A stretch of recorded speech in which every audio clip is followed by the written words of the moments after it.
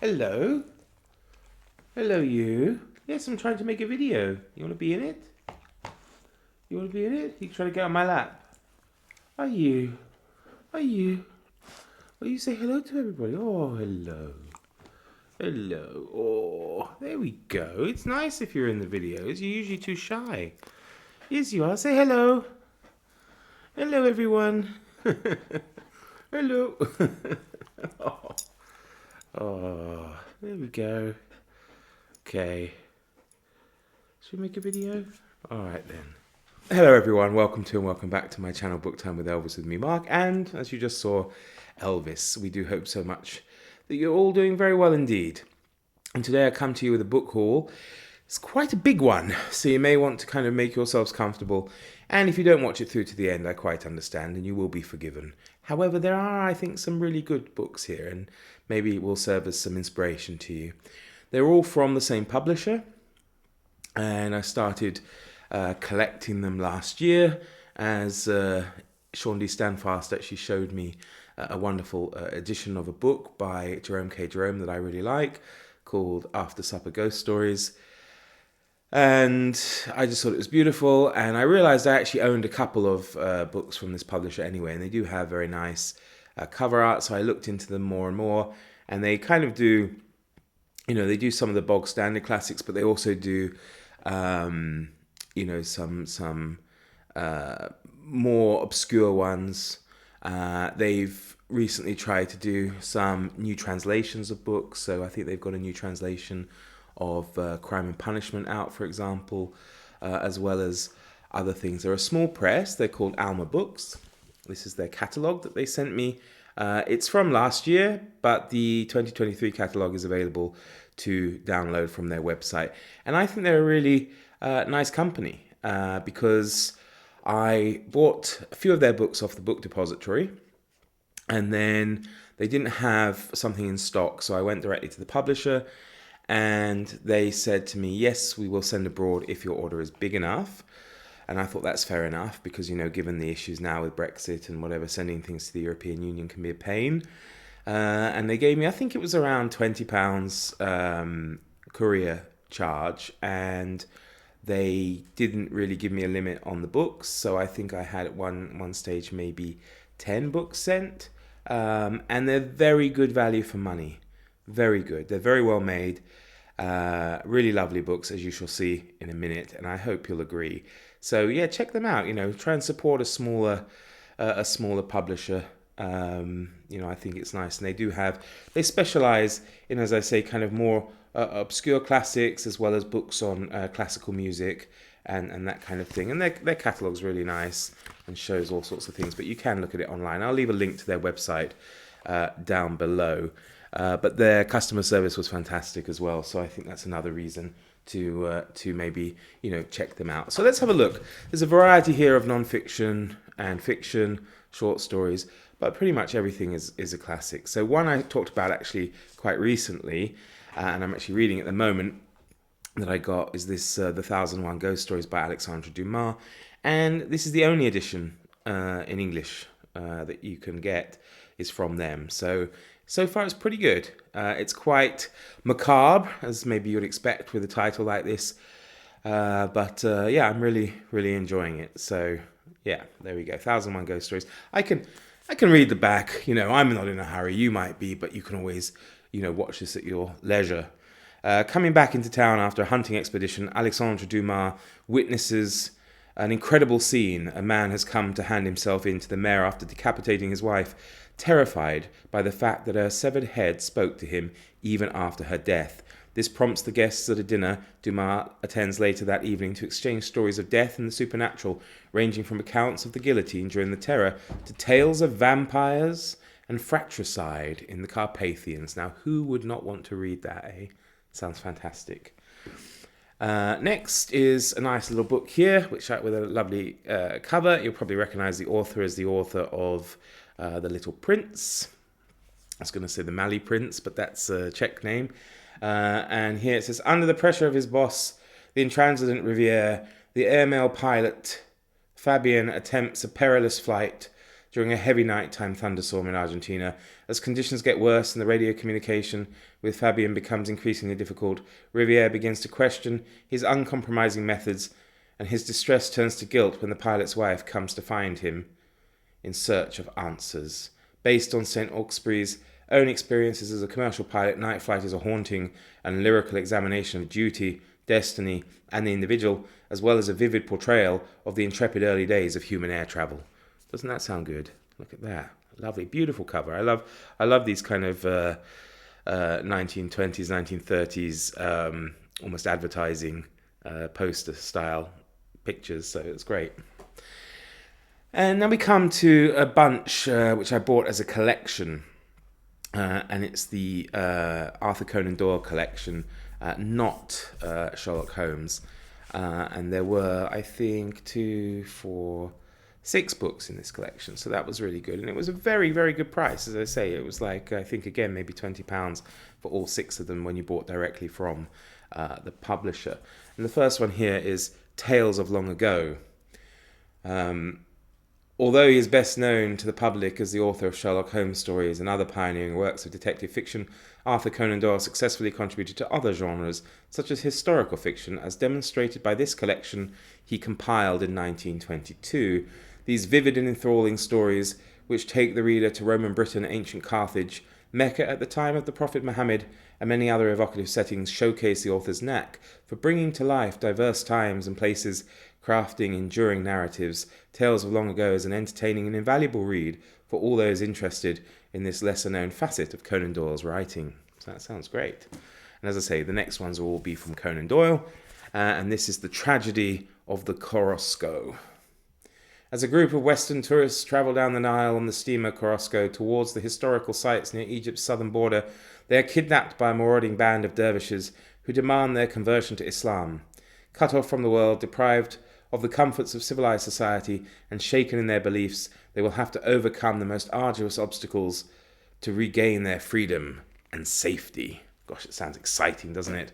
I have to say. Now, I own a copy of this, but it was included in the bundle. I could have probably exchanged it, but my copy's a bit tatty, so I went for it anyway, and it's a lovely copy there of The Lost World. They are really nicely made, and as I say, the price on the mic, the normal price of this is £6.99. I mean, if you bought a Penguin one, you're looking probably over at £12 probably. So yeah, and it's just, I really like them.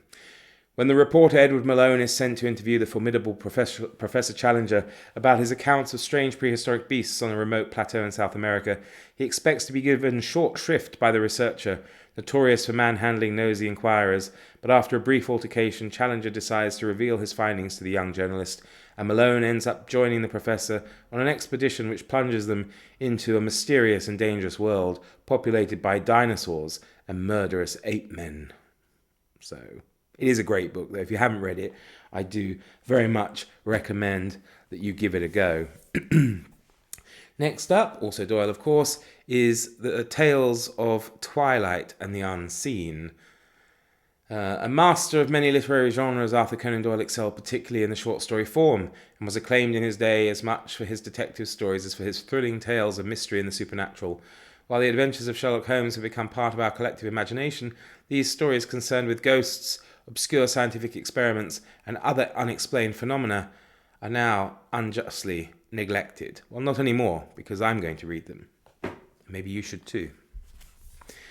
Next up, also by Doyle, of course, Tales of Adventure and Medical Life. One of the collections Arthur Conan Doyle published at the end of his career, anthologizes some of his best short fiction outside of the Sherlock Holmes canon, as well as various tales of escapades in Egypt, London, and far-flung regions of northern Scotland. He included stories which deal with a subject that, as a physician himself, he had a unique perspective on: the medical profession. London surgeons and country doctors, male and female, are described as they deal with business and sentimental issues and encounter incredible situations, both comic and tragic. Conan Doyle displays his dazzling storytelling talents while providing a fascinating glimpse into his profession and times. Wonderful, eh? And the last one from our Doyle collection here, Tales of Terror and Mystery. These eclectic, captivating tales dealing with topics such as mysterious jungles in the sky, 17th century torture techniques, a bloodthirsty Brazilian cat, and a train mysteriously disappearing between two stations showcase Arthur Conan Doyle at his creative best. How exciting, eh? How exciting. Can't wait to get to those. Next up, we have a couple of Russians. Well, actually, the same Russian for the next three anyway. I don't know much about him. Someone recommended this book to me anyway. Oblumov by Ivan Goncharov, or Goncharov. I don't know exactly how we're supposed to say it, because in Czech, the CH is like a ch. Obviously, it's a ch in English, but I don't know how the Czechs write it. If they write it with a ch, it's a C with like a hat on. So I'm not sure. I should have probably looked it up. But this is supposed to be quite well known, but I don't really know much about it. First published in 1859, Oblumov is an indisputable classic of Russian literature, comparable in its stature to such masterpieces as Gogol's Dead Souls, Tolstoy's Anna Karenina, and Dostoevsky's Brothers Karamazov. The book centers on the figure of Ilya Ilyich Oblomov, a member of the dying class of the landed gentry, who spends most of his time lying in bed gazing at life in an apathetic daze, encouraged by his equally lazy servant Zakhar, and routinely swindled by his acquaintances. But this torpid existence comes to an end when, spurred on by his crumbling finances, the love of a woman, and the reproaches of his friend, the hard-working Stoltz, Oblomov finds that he must engage with the real world and face up to his commitments. So there we go. I think that would be great. And this is a new translation as well by a chap called Stephen Pearl. So I think that will be, fascinating. And the next two are also by Monsieur Goncharov or Goncharov. We have The Same Old Story. Filled with dreams of pursuing a career as a poet, the young Alexander Aduev moves from the country to St. Petersburg, where he takes up lodgings next to his uncle Pyotr Ivanich, a shrewd and world-weary businessman. As his ideals are challenged by disappointment in the fields of love, friendship, and poetical ambition, Alexander must decide whether to return to the homely values he has left behind, or adapt to the ruthless rules and morals of city life so eloquently championed by his uncle. Told in the author's trademark humorous style and presented in a sparkling new translation by Stephen Pearl, The Same Old Story, Goncharov's first novel preceding his masterpiece, Oblomov, by 12 years, is a study of lost illusions and rude spiritual awakenings in the modern world. Well, modern world, I guess, obviously, his world. And also by him. There are a couple more by him coming out later in the year, so I look forward to looking into those, because, as I say, I haven't read him yet, so this is going to be really interesting. Next up, we have Manafka Heights. Manafka means raspberry in Czech, so it might mean the same in Russian, I'm not sure. So I guess Raspberry Heights sounds quite nice, doesn't it? After his university studies and a short stint in the army and the civil service, 30-something Boris Pavlovich Raisky enjoys the life of an artist, frequenting St. Petersburg's elegant circles, dabbing at his paintings, playing a little music, and entertaining thoughts of writing a novel. But for a man like him, who has achieved nothing so far, and by his own admission is not born to work, the bustle of the capital proves too much, so he decides to visit his country estate of Malinovka. There he hopes to rediscover the joys of a simpler and more authentic life. But when he becomes emotionally involved with his beautiful cousin Vera and meets the dangerous freethinker Mark Volokhov, the scene is set for a chain of events that will lead to disappointment, confrontation, and ultimately tragedy. Conceived 20 years before its initial publication in 1869 and regarded by its author as his best work, Manafka Heights, previously translated in English as The Precipice, is Goncharov's crowning achievement as a novelist and a triumph of psychological insight. Here presented for the first time in unabridged form in a sparkling new translation by Stephen Pearl, Goncharov's final novel deserves to be reassessed as one of the most important classics of 19th century Russian literature. So there we go. That also sounds very exciting. So if you watch this channel regularly, it will be no news to you that I recently read Les Miserables.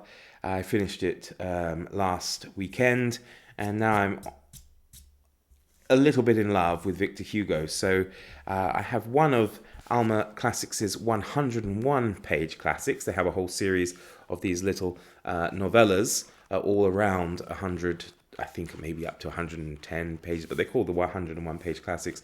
And this is The Last Day of a Condemned Man, because Hugo was very much anti-death penalty. A first-person diary of a prisoner's final day before being executed for an unspecified crime, Victor Hugo's poignant tale vividly conveys the mental anguish of a man confronted with the intransigent mechanism of justice, as his mind seeks refuge in recollections from his past and philosophical musings on his inevitable fate. As relevant today as when it was first published in 1829, The Last Day of a Condemned Man is an eloquent plea for compassion and a masterpiece of realist fiction. This edition includes the preface to the 1832 edition of the book, a manifest of Hugo's personal opinions, a comedy about a tragedy, and Claude Guéraud, an early example of true crime fiction, which actually I read the other day, Claude Guéraud. I didn't realize it is in there, and it's a short story mentioned in connection with Les Mis. So, yeah, but that's nice. I think that looks good. I just think it's fantastic. Just really, really nicely done. Really nicely done books, I have to say. So the next three are all by the same author as well, and they're by Stendhal, who you probably know from The Red and the Black and The Charterhouse of Parma, but these are all non-fictions by him. This one here is Rome, Naples and Florence. Few writers have known Italy better than Stendhal. He was only 17 when he first rode south across the Alps in the wake of Napoleon's armies, and he continued to travel and to live in Italy until a few months before his death. Some of his visits lasted only a few weeks, others continued for years, and he spent the last decade of his life as French consul in Civitavecchia, where he was never a tourist in the ordinary sense of the word. Italy for Stendhal was never a mere treasure trove of ruins, museums and galleries. It was the life of the country which fascinated him, its spirit, the inner workings of its heart and mind. This picture, or rather this living dream of Italy he created, is as fresh and tantalizing today as it was when he first published it in 1817. So this is translated by Richard Coe, but it's translated in 1959. So it's an older translation, but I don't think that matters. I think it's lovely to have such a collection to be able to read, and so interesting first-hand account of Italy in the early part of the 19th century. And next up, we have also Stendhal, and it's his Lives of Haydn, Mozart, and Metastasio.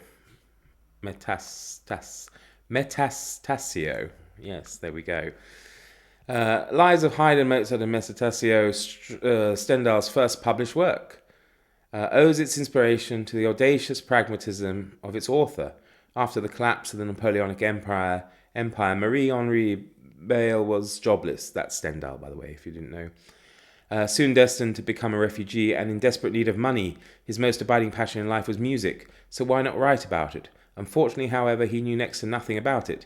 So calmly and without the slightest pang of conscience, he resolved to plunder the works of other writers, in particular those of the musicologist Giuseppe Capani, who was annoyed and said so vociferously. The result of Stendhal's unscrupulous plagiarism is one of the most fascinating literary enigmas of all time. How is it that what started as a blatant act of piracy evolved into a work of enduring genius? Despite its unpropitious beginnings, the work represents the wrong-headedness of genius, and the singular Louis-Alexandre César Baume, who signed the lives, was already in everything that mattered the man who was to be Stendhal, one of the most enduring literary figures of the 19th century. So yeah, I think that'd be fascinating. I love, Mozart anyway, so I think that would be really great. And the last one by Stendhal, not the last one I'm afraid of the haul, but I'm sure you're enjoying it really, is his Selected Journalisms. Or his Selected Journalism, again, lovely cover. The articles which Stendhal contributed as French correspondent for the London magazine, New Monthly Magazine, and other English reviews of the 1820s are here brought together in a single volume. the only edition available in English. In them, Stendhal, defying fashion and giving proof of the bold originality of his creative writing, provides an illuminating and often entertaining commentary on the politics and mores of post-Napoleonic France and Italy, and reveals his outstanding and all too rarely acknowledged gifts as a reviewer and literary critic. Together with the articles from the English reviews, this edition includes translations of articles, essays and notes on Corneille, Scott, Lord Byron, who was on terms of close acquaintance with Stendhal during his stay in Milan in 1816. Sorry, it's a bit hard for me to read the font on the back of these. I've gone for one that's kind of similar to this, but it's smaller. So in that respect, I do have a small quibble only with those three books, I guess. Or maybe it's just my eyes are getting old. Continuing, I suppose, with non-fiction, I have this wonderful book on Constantinople, and it's by Edmondo de Amicis, and it's got an introduction by Mr. Umberto Eco, so there you go, you know it's going to be good.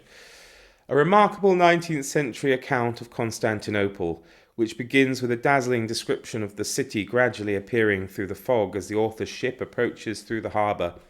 Edmondo de Amicis' narrative expertly combines personal anecdote, breathtaking visual observation, and entertaining historical information. An invaluable record of Constantinople as it used to be, a fascinating crossroads between Eastern and Western civilization, and one of the most cosmopolitan cities of its time, as well as a vivid example of a European tourist's reaction to it. Part delight, part incomprehension, this book will provide an enriching read for lovers of history or those planning to visit Istanbul themselves. So there we go. Sounds great, doesn't it? Next up, we have another Russian. We have Mikhail Bulgakov, and we have his diaries and selected letters. You know him, of course, from The Master and Margarita. The career of Mikhail Bulgakov, the author of Master and Margarita, now regarded as one of the masterpieces of 20th century literature, was characterized by a constant and largely unsuccessful struggle against state censorship. This suppression did not only apply to his art. In 1926, his personal diary was seized by the authorities. From then on, he confined his thoughts to letters to his friends and family, as well as to public figures such as Stalin and his fellow Soviet writer Gorky, while also encouraging his wife Elena to keep a diary with many entries influenced or even dictated by him. This ample selection from the diaries and letters of the Bulgakovs, mostly translated for the first time into English, provides an insightful glimpse into a fascinating period of Russian history and literature, telling the tragic tale of the fate of an artist under a totalitarian regime. And they actually have released a whole, I don't know how well you can see them, but they've released a whole series of books by Bulgakov, all, I believe, newly translated by Roger Cockerell. So that's really wonderful, I think. And they're all, they've all got great covers, but you can't probably see them that well down there. Can move into Germany now, I suppose. Have a Gerta, The Sorrows of Young Werther, presented as a collection of confessional letters written by the eponymous protagonist. The Sorrows of Young Werther charts the emotional journey of a young man who, during a stay in a picturesque German village, falls in love with Lottie, a local woman engaged to another man. As he realizes his passion is doomed to failure and constant pain, Werther contemplates taking the most drastic measures. Partly autobiographical, and the prototype for many later romantic works in its depiction of the sensitive, tortured hero, Goethe's seminal classic is a timeless masterpiece of world literature. Wonderful. Can head on over to France with Gustave Flaubert's Madame Bovary, which is one of the books for my French reading this year, and I decided to go with the Alma Classics version as opposed to the Penguin or Oxford World Classics version. Beautiful Emma Roald yearns for the life of wealth, passion and romance she has encountered in popular sentimental fiction, and when her doctor, the well-meaning but awkward and unremarkable Charles Bovary, begins to pay her attention, she imagines that she may be granted her wish. However, after their marriage, Emma soon becomes frustrated with the boredom of provincial life and finds herself seeking escape and contemplating adultery. As Emma's efforts to make a reality of her fantasies become more dangerous, both she and those around her must face the shattering consequences of her actions. Causing widespread scandal when it was first published in 1857, Madame Bovary is Gustave Flaubert's masterpiece and one of the landmark works of 19th century realist fiction. Looking forward to that. Going a bit further back in time than the 19th century now, I have Alma's version of Utopia by Thomas More. In Thomas More's hugely influential Utopia, a traveller recounts his discovery of an island nation in which the inhabitants enjoy unprecedented social cohesion and justice. The book imagines a community where laws and personal relations are based on reason and mutual respect, as against the privilege-bound, acquisitive and corrupt societies of Europe that were to more incompatible with fairness, equality and peaceful coexistence. One of the indicators of the profound cultural and political influence of More's masterpieces today's common use of the word utopia, a term he invented. This extraordinary treatise on the values of rationality and reason, here presented in sparkling new translation by Roger Clark and accompanied by copious notes and additional texts, questions what a philosopher can do to enact change in society and how idealized visions can inform political practice. So yeah, that looks really good. And sticking with More, I suppose, going to somebody who greatly influenced him would be Mr. Erasmus and Alma Classics' version of the Praise of Folly. There we go. In addition to a sparkling modern translation of Praise of Folly, the same translator as the Utopia, this volume also includes other works by Erasmus, Pope Julius Barred from Heaven, Epigram against Pope Julius II, and a selection of adages. Together with the extensive annotation of the texts, these help to set Erasmus's masterpiece in an accessible context for the modern reader. A central text of the Renaissance Praise of Folly is an essential part of the Western canon, without which much that has followed it in culture, theology and literature would not exist. Deeply subversive in its time, its early years of controversy finally gave way to acceptance as theologians, philosophers and readers came to appreciate Erasmus's lucid, playful and eloquent reasoning. So yeah, it was good, eh? Very nice. I really like these. Probably said it a few times. Moving a bit forward in time, don't worry, last two now, so we're coming up to the half-hour mark. There's Tobias Smollett there and the Expedition of Humphrey Clinker. Presented through an ingeniously overlapping and intertwining series of letters written by 6 very different characters, the Expedition of Humphrey Clinker is the story of Squire Matthew Bramble and his family's journey across England and Scotland, from the gouty hypochondriac squire eager to take the waters in various spa towns to his malapropistic sister Tabitha, who is keenly looking for a husband. The characters recount their own experiences, desires, and particular version of events, and in doing so introduce the reader to the extraordinary exploits of the ostler, Humphrey Clinker. Full of decadence, drunkenness, and debauchery, and littered with double entendres, bawdy puns, and scatological references, the Expedition of Humphrey Clinker, published only a few months before Smollett's death, is a biting and sharply observed satire of the luxury and licentiousness of 18th century society. It's going to be fun. And the last one I think is a beautiful cover. Look at that. Isn't that lovely? So it's The Grey Parrot by W.W. Jacobs and Other Stories. W.W. Jacobs, I almost went www.jacobs, can you imagine? W.W. Jacobs delighted in finding unique, unlikely humour in everyday situations and observations, and these tales succeed in raising a laugh from the most mundane of scenarios. In Grey Parrot, a sailor buys a parrot for his wife, whom he suspects isn't faithful in his absence, hoping that the bird will inadvertently repeat anything untoward it hears. Unfortunately for him, the parrot exceeds his expectations, and it is not only his wife who is left blushing. This volume contains a careful selection of the very best stories from Jacob's 150-strong repertory, and includes well-known stand-alone pieces such as The Monkey's Paw, as well as accounts of raucous dockside dalliances and tightly woven tales of poacher Bob Petty's crimes against an unlikely cast of an Essex village. Showcasing a unique assortment of stories spanning his writing career, this edition hopes to shine a light on a hugely talented writer who inspired many of the literary giants we now consider masters of the genre.